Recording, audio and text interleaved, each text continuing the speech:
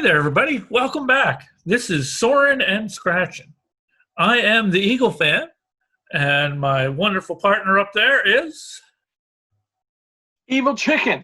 Evil I Chicken, had to think about that a moment. Please forgive me. and also apparently a Star Trek fan. Does it show? Not that you can tell. We are going to continue, sort of, our conversation from a previous video.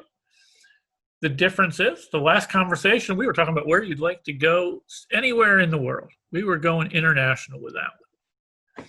This time, we're looking closer to home. Where do you want to go domestically, here in the U.S.? So what are your top destinations? Where would you like to go? What is on your bucket list? So while you're still on this wonderful spinning ball that we are living on, what part of that spinning ball do you want to go see?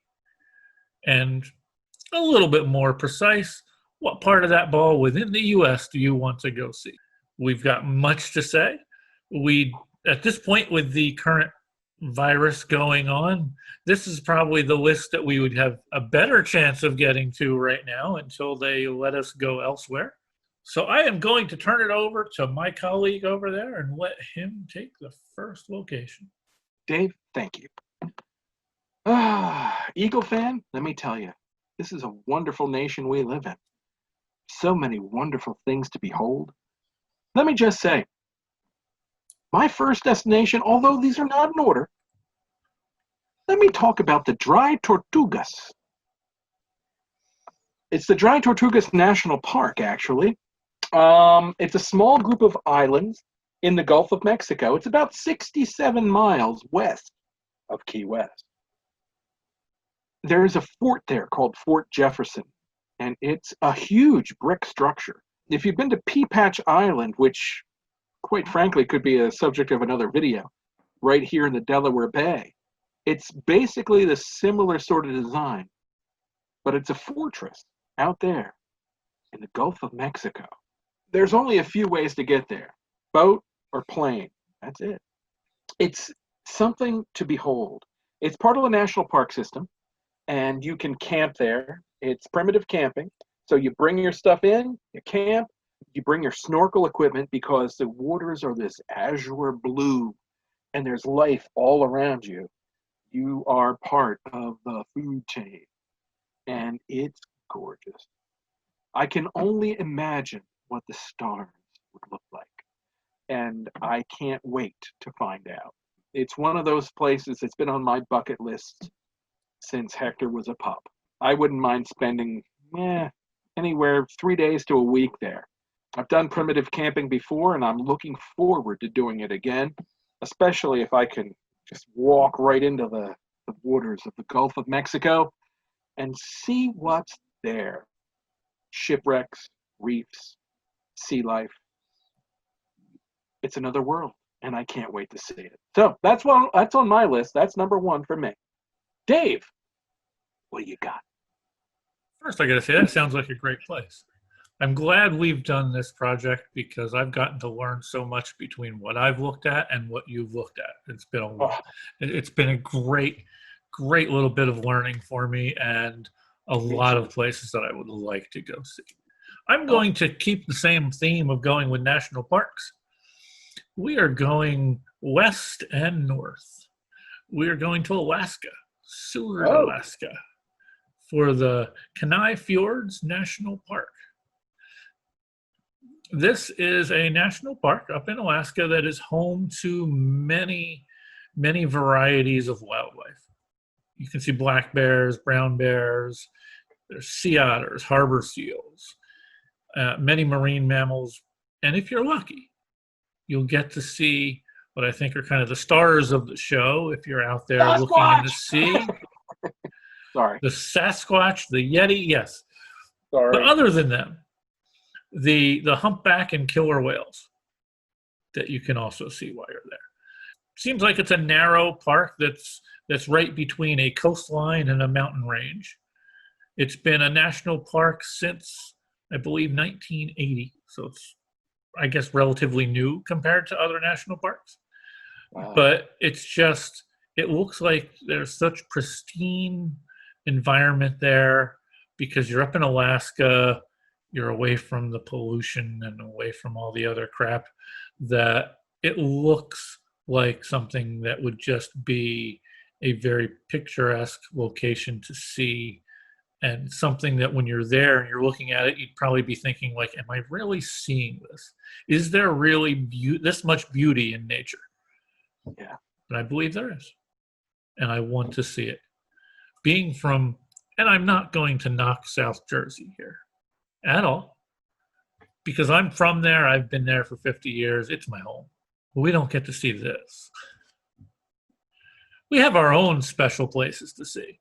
It looks much different. Now, let me add a little story here before we get to the next one. I'm intrigued. Based upon this same, it's all about perspective. Where I say this looks beautiful and I've never seen anything like this. There was a time, this is a few years back during one of my work trips, I was in Laughlin in Vegas. Or I'm sorry, in Nevada, outside of Vegas. It's about, well, actually, I guess a couple hours outside of Vegas. It's down near Arizona. It's right on the border. And while I was there, I was near one of the tables, one of the table games. I think it was a blackjack game or something. And there was a couple that was there. Nice couple. Started talking to them. They were actually a couple from Switzerland. Really? And just thinking about like what they see on a day-to-day basis with the beauty of nature. And in the conversation with them, they were talking about how excited they were about this trip because they love going there and driving around and just seeing all of the natural sights and beauty. They were driving through desert. I'm thinking, you're looking at a flat desert. And you're from Switzerland. You open the door and see the Alps. But again, you see that every day, I guess. You want to see something different. So that's kind of what this is. I'm sorry, I didn't mean to get us on a tangent there. The ball is I think it's back. I dig that though. I the whole concept of perspective. Wow. That's unique. You're right. Switzerland is so beautiful, and they had never seen a desert. There's some beauty to be found there as well. You know better than me. You've been there. Yeah, it's interesting to see, although I never, even though it's different from me there, I never really saw that as beauty, because a lot of times it's me just driving from one location 2 hours through it to another location, and the entire trip looks exactly the same. Oh, look, there's another cactus. Wow. Fascinating. Wow. Now, if you do ever make that drive, and this is a warning to anyone out there, whoever makes a drive between Vegas and Laughlin, the road you're going down, especially if you're going down there at night, because you won't notice it quite as easily. Okay. There's a little town, I believe it's called Crossroads. All that is a speed trap.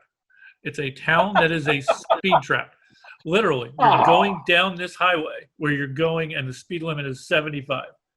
75, 75, 75, 45, 25. Sons of bitch.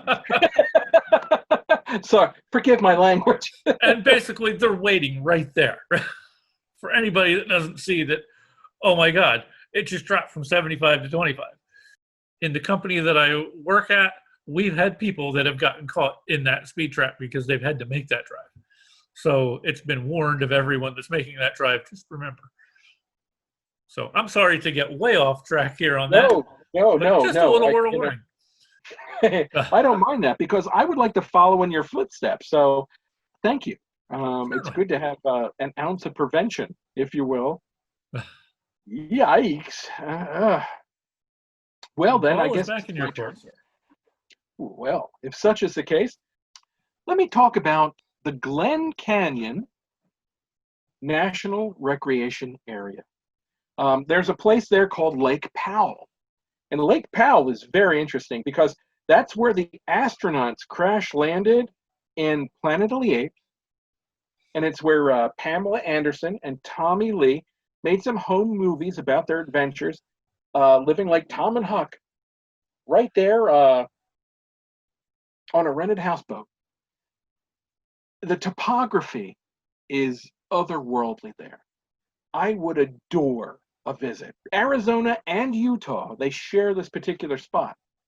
It's huge. We're talking 1,254,000 acres. If you've seen Planet of the Apes, then you know what the topography is. It's beautiful. Basically, the area was named for Glen Canyon, which was flooded actually in 1966, and now it's mostly submerged beneath the waters of Lake Powell. It's kind of a cool area. It's something to behold. The rock formations where the rocks meet the water, it's just something to see, as you can see in these pictures. That said, Dave, my good friend, you're up. Okay, I'm going to stay out west. I'm going to travel across the sea a little bit. We're going to Hawaii. Oh my. We're going to the Volcanoes National Park. Sexy. This is on the Big Island, which is Hawaii Island. And it is, at the heart of it are the Kilauea and Mauna Loa active volcanoes. There's a crater rim drive that passes steam vents, and there's a museum there as well, which features exhibits related to volcanology, not those kind of Vulcan. There is actually even a viewpoint that overlooks the Halema Uma'u crater. I have no idea how close that even was. It's close enough for me, babe. It just looked, as you'll see in these pictures that we're going to have up here, it just looks like something that it shows the power of nature and what it can do and how strong. Basically, if it wants to eliminate us, there's not much we can do. So I'm sorry, I didn't mean to take us down that path.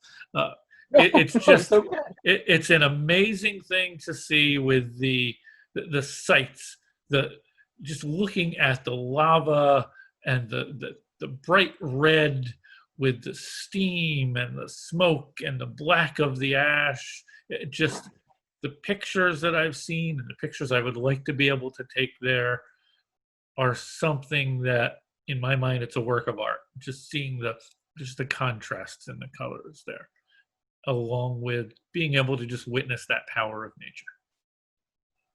That is beautiful. What you said right there really speaks to me. The concept of what you're beholding, it's kind of like a work of art. And that particular sensation is just what travel for me is about.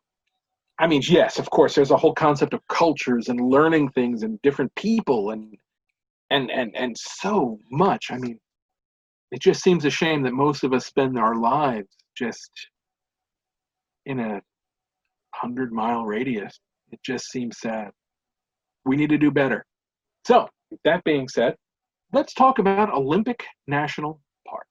Olympic National Park is an American national park. Surprise, surprise.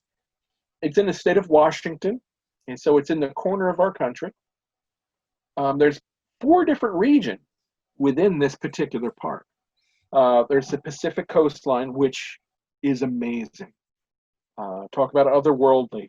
You've got tree graveyards. You've got something called Ruby Beach. You have these rock formations in the Pacific Ocean that kind of defy reality. Of course, then there's your rainforest. You got a temperate rainforest. You've got 3 different distinct ecosystems. A subalpine forest and a wildflower meadow, a temperature forest, and a rugged Pacific coast. Good old Teddy Roosevelt, he originally designed, or rather designated, Mount Olympus National Park in 1909. And if it's good enough for Teddy Roosevelt, by gum, good enough for me. Dave, what's up for you? I like it. Okay, my third one. We're coming back east. We're going to come all the way across the country again. We're going to go to Tennessee. Tennessee. Yeah. Now, when you think Tennessee, what do you think of? You probably think Memphis. You probably think barbecue. Oh, I like barbecue. Memphis barbecue is good. You probably think Beale Street, those kind of things. Sure. I'm looking at a place it's called Craighead Caverns. Within there, something called, if you go into these caverns, there is now it's the second largest. At one point it was thought to be the largest underground lake. It's called the Lost Sea. Oh, you got my attention. This lake is 800 feet by about 220 feet. It's about 4.5 acres or so. It's underground. There's cave divers that have tried to explore it, but they haven't quite completely been able to explore all of the caves which are underneath that Wow. lake. It was discovered in 1905 by a 13-year-old boy by the name of Ben Sands. Basically, he used to go play in caves. That was his thing at that point in time. And during one of the times, he crawled through an opening in a cave and he found this lake. He couldn't figure out where he was at, and eventually they had to go looking for him, and they discovered him, and luckily everything ends up okay. But basically, he found what at that point was believed to be the largest underground lake. Now there's been another underground lake that has been labeled as bigger than that at some place in Namibia. Sorry about that. I'm pronouncing things incorrectly. Like, you sound good. We won't go there. They have boat tours underneath there, which is kind of cool because you're taking a boat tour on a lake underground. Which, that's amazing. To me, that's pretty cool. This is firing my imagination. You have no idea. This is just amazing. I'm sorry. Let's go on. it just, I've got you'll see some pictures of it here and everything. It looks really cool just looking under there, just even looking at when they have the lights on it and the different colors that you can see from the rocks that are just hanging above. Are they stalagmites? Stalactites and stalagmites. Well, I know one of them goes up, one of them comes down. Stalactites and stalagmites. Okay, so it's the stalactites up top that you're seeing the reflections off of there, which have almost every color in the rainbow from what I'm looking at in these pictures here on the reflections. It just it's something that, again, I would not have thought of normally until I went into this project of looking through these places and seeing like, wow, this is something I never heard of, and I want to see it. So definitely a place that I would go to. It's not something that you're going to spend a week at, but you want to go in the area and you can see that and then maybe find some other things too. But it's definitely something I would like to get to go see at some point in time. So I will. So, yes. Well, actually, I just gotta say, it blows the mind. Before this 13-year-old was he? Yeah. Before this 13-year-old guy, this kid discovers this entire world was completely and utterly unknown. That's cool. That right there, that's just so cool.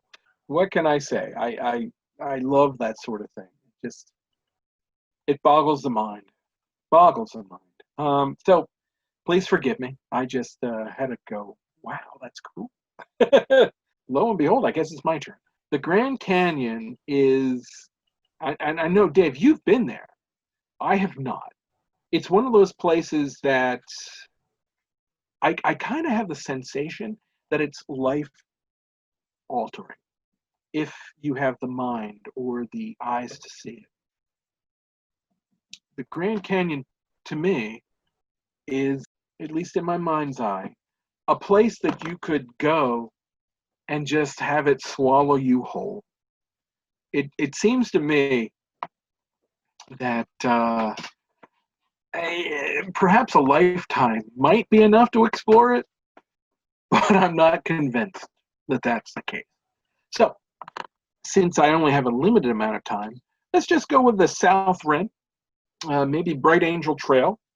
Basically, if I'm not mistaken, I think it gives visitors an experience of going below the rim and into the canyon. It's not very far. We're looking about, like, they have switchbacks like every 1.5 miles, so it goes zip, zip, zip, zip, zip, zip. As far as you want to go down, chances are I'd go zip, zip, and then go back up, because the Grand Canyon is also unforgiving. And you want to be hydrated. You want to carry water with you wherever you go, at least from what I've read. It just seems like a timeless and life-changing place. And I would love to experience it. And whether that is via the Colorado River, I found a couple of great motorized expeditions with anywhere from Class 3 to Class 5 rapids. And I'm up for that, baby. Or maybe just hiking with plenty of water. Whatever the case, the Grand Canyon is one on my bucket list of places to behold. And Dave, what are your thoughts on the Grand Canyon? I've been there. I like it. I didn't get to fully see the Grand Canyon when I was there. Right. It was something where we did a tour. So we did just a quick little one-day tour there. You know, we could see the top. We could see it. So just seeing it is incredible. It's so vast that just pictures do not do it justice. It's one of those things that kind of would go on both of my lists. It's something where, yes, I put it on a list of great things that I've seen, but I still want to go and see more, like you're mentioning. But cool. Also, I know there's no way I could actually go all the way down into the Grand Canyon. Just I would like to, but helicopters that go down every day. There we go. They only go into certain areas, though. So a lot of the areas where you would hike down, they don't go to. Let me ask you this: if everything were to clear, and sorry, that's a dog. If the skies said, you know what, behold, you can go. Would you be interested in a motorized Colorado River tour? Would you do that? I'd be interested. I'm intrigued. I like that idea. Would you be interested in 3 days, maybe 7 days, maybe 14 days? Yes, I'm asking for a friend. I would have to find out around when that time comes, or closer to when that time comes. You know what? That's probably the most logical answer you could give. Fair enough. Dave, the ball is in your court. Okay, we are at my 4th entry into this list. I am staying with apparently the theme of the national parks here, or I'm going back to the theme of the national parks. Right? We are going out to... We are blessed with national parks, bro. A state which at the moment, this would be my only current draw there, I'll be honest with you. Because, yes, I've heard that it is beautiful there, so I would at least like to then witness the beauty. Right. This is going out to Wyoming. I apologize for anybody that's from Wyoming there, but at the moment, I don't know of anything that's really drawing me there. And I apologize to you in advance. This is Grand Teton National Park. Wow. I've seen pictures. The natural beauty there, it rivals what you see in Alaska from what I've seen. Wow. Really? I would like to see that. Seeing the beauty of this is really something that I would like to see. It's, as you'll see in the pictures that I'll be putting up here, it's not something that you can see.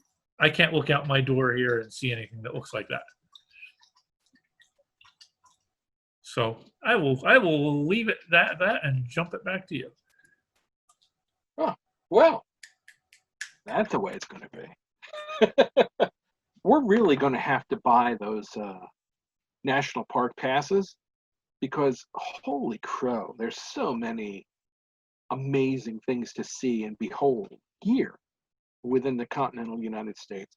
Let's swing on up to Montana, and we're going to swing to Glacier National Park.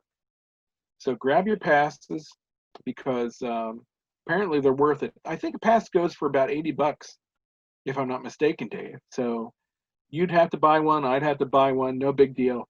What really frosts my pumpkins concerning Glacier National Park is a road. And that road is called Going to the Sun Road.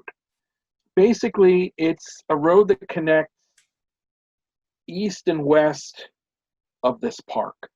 And everything in between is truly something to behold. It's basically, there's a place, and everything that I've read, they recommend going there early in the morning, heading to Logan's Pass, which gives you a great view, from what I understand, of the west side of the park. As you come back, there's several observation points, several waterfalls, several different pool outs near them that you can take and hike to these amazing spots that will literally blow your mind. You know what, Dave? You've seen Shining, right? Yes. I know this doesn't sound connected, but I promise you it is. A little confused, a little curious. Okay. In the very beginning, when the Torrances are driving up to the Overlook Hotel, that is Going to the Sun Road. All that scenery, all that majesty is real. It's not just Hollywood. It's not just special effects. It's real. And because of that, it's worth a visit. There's some unbelievable, undocumented beauty to be found there. John Muir, as I've mentioned before, he said that there's a gateway to another world between every two pines. Jeez, how many worlds can you see at Glacier National Park? So there, that's what's on my list next. Dave, my friend? Our last destination of the day. We're going back across the sea again. We're going back to Hawaii.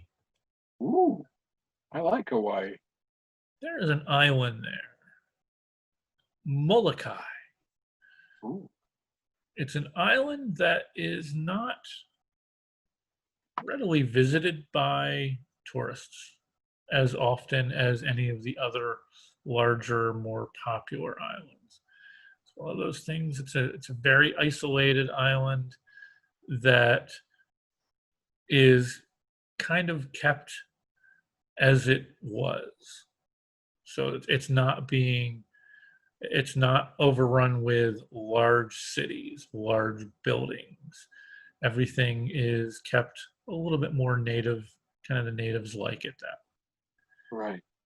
There is, within this island, there is a peninsula, which is and again, I go back to these places, it's harder for me to pronounce.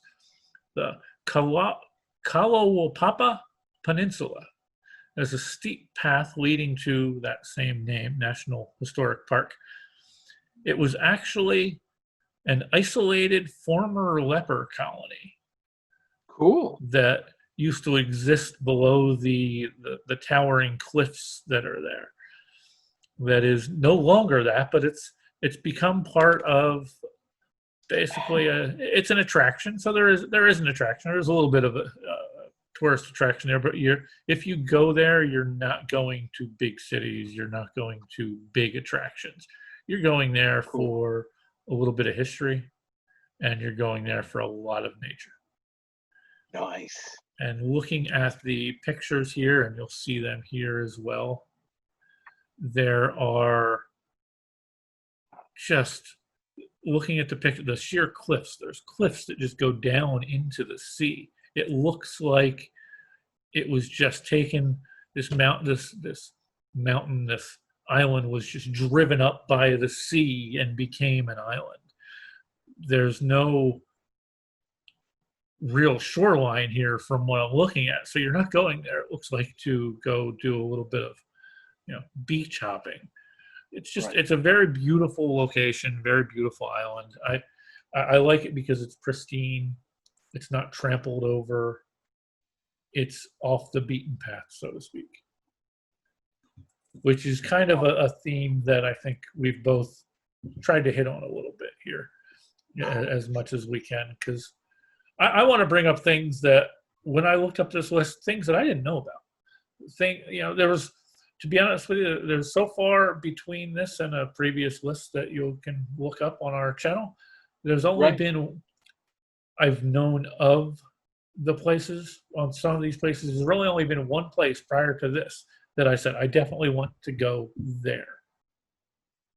As I'm looking up, there's been a lot that I've discovered that I didn't know about. I didn't know about the Lost Sea until we started looking through this. I said, wow, this is amazing. I got to go see that. Right. So I hope this is helping other people do some of the same things that we're doing here now. Even if you don't know or don't like our list, look up things of your own. There's a lot out there. Good. Take the time to go see these things. Like I said before, we're only on this spinning planet of ours for such a small time frame. If you can, and if you have a chance to go see things, do it. Not just to see the beauty of nature, but go out there, and this might tie back more to some of the international sites that we had in our other clip, but go experience some of the culture. I mean, and some of this, like the Hawaii, that's a culture in and of its own when you're going out there looking at that. So go get immersed in the culture and learn what other people do. Learn what other people have done, learn what's happened through history. You'll just be a better person for it. I'm sorry. I will get down off of my soapbox here now. No, please. I admire that soapbox.